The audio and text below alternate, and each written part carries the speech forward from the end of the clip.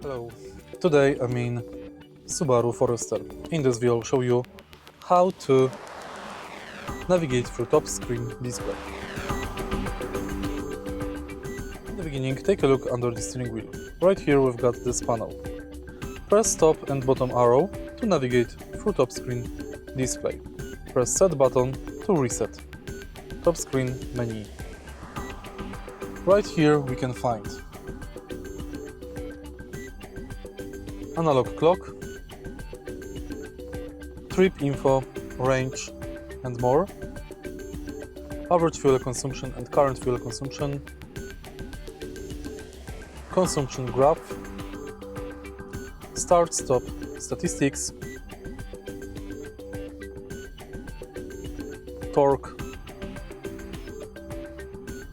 estimated time, kilometers and consumption of the trip, and settings. If you go to settings, you can manage time and date, display screen, maintenance, driving history, car settings, or you can reset it.